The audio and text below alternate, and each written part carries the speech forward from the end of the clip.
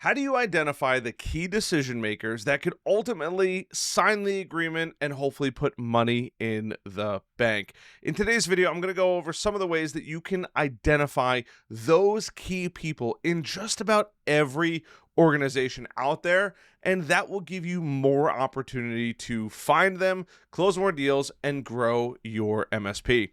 How are you doing? My name is Harrison Barron from growth-generators.com. We help MSPs grow, whether it's sales training, marketing, or even some business operations. Before I get into today's video, I do want to mention just one quick thing. I put a ton of work in the content that goes into these videos, as well as the links down in the video description. I'd really appreciate it if you just took 1 minute and checked out those things. And heck, while you're down there, if you want to go check out the podcast, which is basically these videos replicated over there, so you can listen to them on the go. It's available on all major platforms. It's called MSP Heroes. Other than that, let's dive into the video.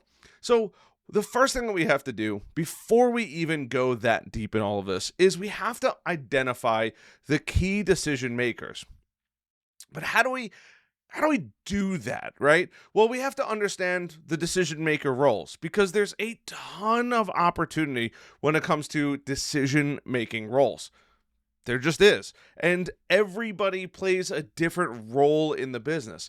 In some cases, you might not even realize that the secretary that you walk in and meet has a ton of opportunity to talk to the CEO of the company and say, hey, this is something that we might want to get involved in. But it's important to define who you want to talk to even first, even before you're going, hey, I want to talk to the CEO, right? In many cases, the CEO, the president, the business owner are obviously going to be the people that you want to talk to. But in some cases, there's other opportunities to talk to other people in the business, right? Maybe you have an IT manager, you have a CTO, a CFO, obviously you have your CEO. But in many cases, especially in my experience, I've closed a bunch of deals just having conversations with the secretary or the executive assistant to the CEO. They truly want to make their life easier.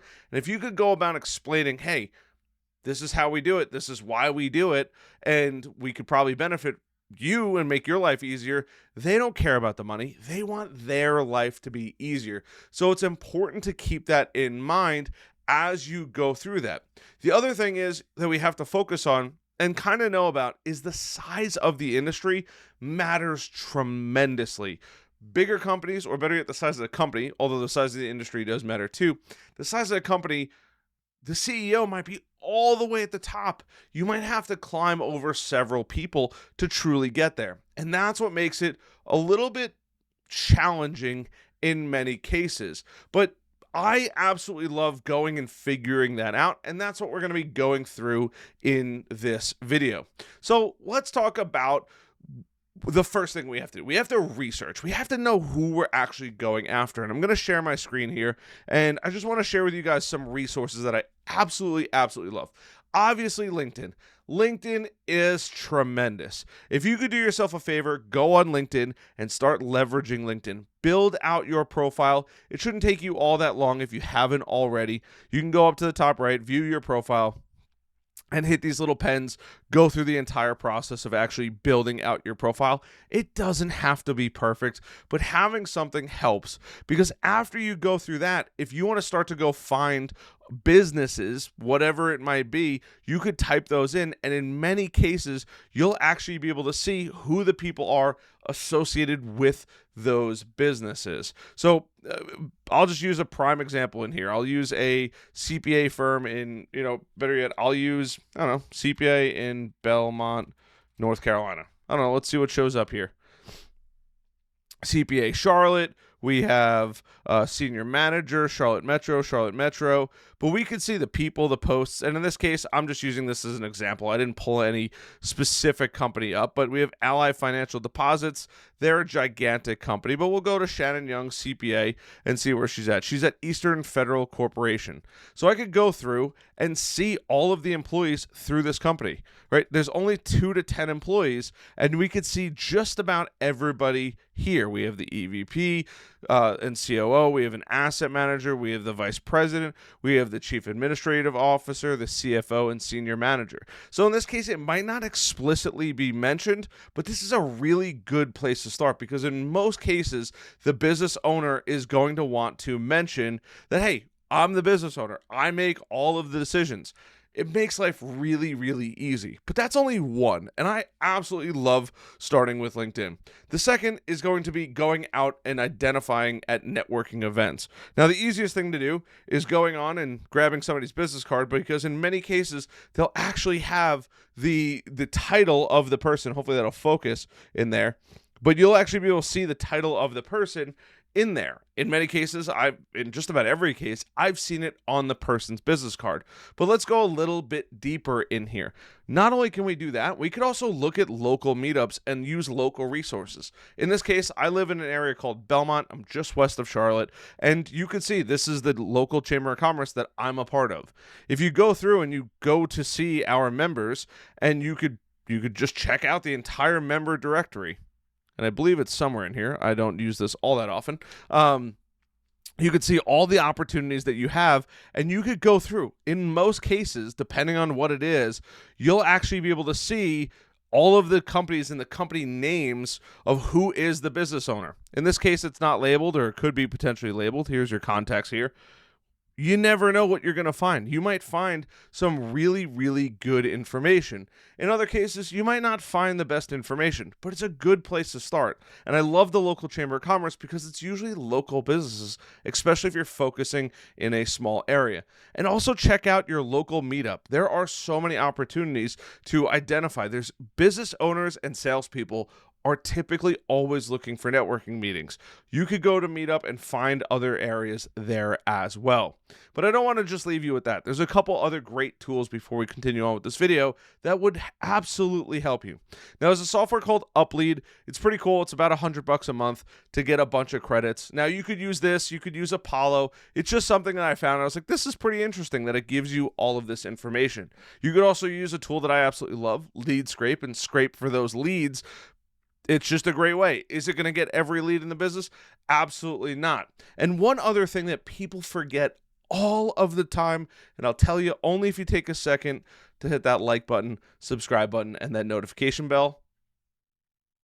I appreciate you for doing that. Is going to the actual website. So I just did accounting firms in Belmont. That's why I used the other one before. And you could see all these companies. Ironically enough, most of these companies have the name of the person in the top of it, right? I just pulled up Rodney E. Smallwood here as a CPA. More than likely, that Rodney E. Smallwood is his actual name. The other thing that we have to consider too is if we go to and just look at other, let's say, bigger named teams out there, you could see about our owner page, Paul's Accounting and Tax Services here, and hopefully it'll load fairly quickly. They probably need to work on some SEO. But you might be able to see our staff in many cases, or meet our staff. There's John C. Paul, Certified Tax Prepper, right? We now know that he is the person to go to get taxes done. It's that simple. He has labeled himself as the owner of this company. Now, in many cases, you won't have that, but you will usually find the executive team, sometimes an executive and management team, sometimes about the owner and maybe a couple team members in there.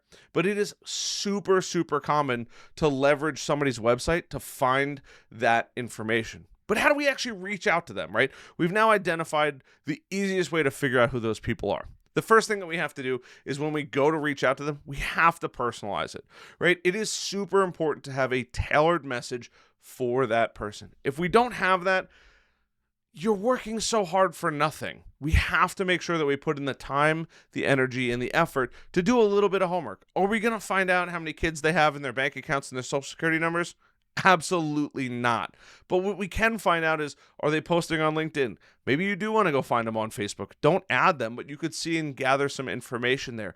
You might even be able to just Google their name and see what shows up. Google their name and Google their location, and you'd probably be pretty surprised to see the information that you can get out of that, giving you a massive, massive advantage when you do actually make that phone call.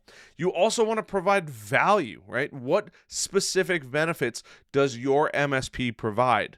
We have to know that going in, and how we might even be able to help them, whether that's improve cybersecurity, that's being more cost efficient, that could be a variety of different things once you know who you're actually going after. And it's really important to know the industry that you're going after. And then leverage your content. I cannot tell you how many people either one, don't make any content, which is just a disaster alone, but not only are they not creating any content, they're creating content and not using it.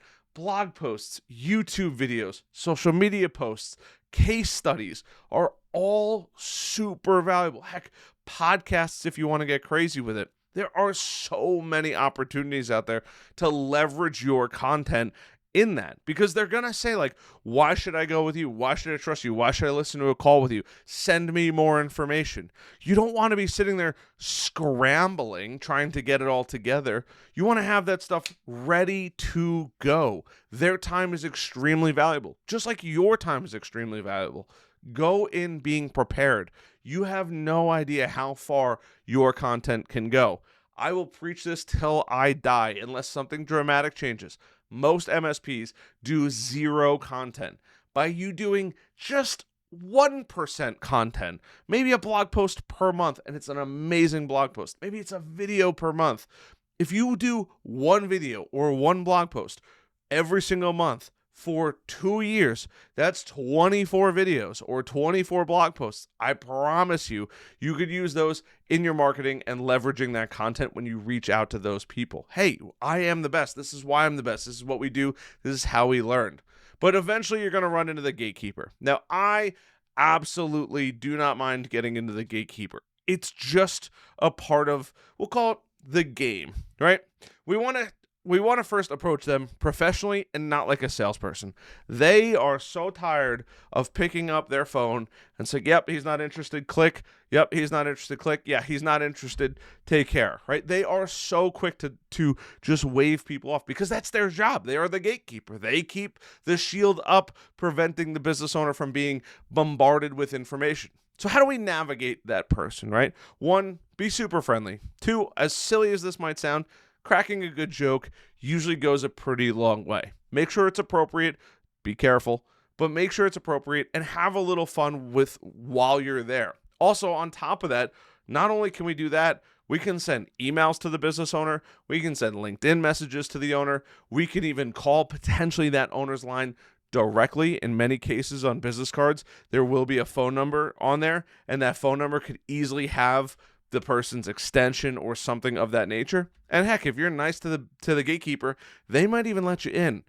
If you're friendly, you want to help them, you play on their team, try to make their life easier, more than likely they could get you a meeting. I have done it so many times, but you might have to circumvent that. Find out when they come into the office. If they come in at 9 o'clock, in many cases, the business owners are there long before everybody else. Call them. If they get there at 9 o'clock, call at 8:50. You might be able to just get right through. You never know what's going to happen until you try. Or ask, hey, I know it sounds crazy. This is what I do. This is who I help. I really want to earn your business. We help XYZ person, XYZ person, XYZ person. Here's all the content that we make. We love helping XYZ industry. Do you think you could do me a favor and just, it doesn't have to be a meeting. Can I have 5 minutes? I would really appreciate it. You'd be so surprised how many people are like, I'll give you 5 minutes, right? I'll see if he's available for 5 minutes. It truly, truly is amazing. But the most important thing across the board is we have to build trust and authority. We have to be able to talk about our success stories. We have to be able to talk about testimonials. We have to talk about case studies. And if you're just starting out, ignore this part. But if you're semi-established, you have some customers, please, please, please leverage these things. These could be pieces of content as well, but testimonials are huge. Bring in a brochure that has some information, and in this case, I have a piece of letter with a date on it, but having a brochure of testimonials, case studies, everything going on is going to help you tremendously, and even industry-specific stories as well. They go so far, and if you have some reviews, flaunt them. It is worth it. But what happens if they don't answer, right? You guys know I like to leave my golden nuggets all the way till the end. If they don't answer, we have to make sure that we are following up on a regular basis. We might have to follow up on multi-channels, right? We have an email, we might have a phone call, we might have a LinkedIn message. Maybe you want to get crazy, an Instagram or a Facebook message. Whatever it is, be concise, be persistent, but don't be annoying, right? It is important to not be pushy throughout this process. We want to help them, show them the value that you can provide, and you'd be so surprised how far you can actually go with it. It is not as bad as you think it is. And after all of it's said and done, we have to take this information and we have to put it somewhere. And that somewhere is going to be your CRM, your customer relationship manager. It has to live somewhere. We're only so good. Our noggins are only so good. We have to make sure that we're putting it down, documenting it. And what happens if you bring somebody in? They need to know what's going on. We're also going to be able to track, hopefully, your response rates, the conversion rates that you're having, right? How many outreaches you're doing, what your percentages are through that entire process. And you can automate sometimes some of the follow-up as well. But it is important to keep working and keep growing and keep being persistent. And I can't stress this enough. Don't be pushy. It's okay. It might take some time. But I hope you guys found some value in this video. If you did, please hit that like button, subscribe button, notification bell. I'm getting better every day. Thank goodness. My voice I'm slowly losing, but I'm super excited to be back doing videos every single day. And I have some great videos coming up this winter season.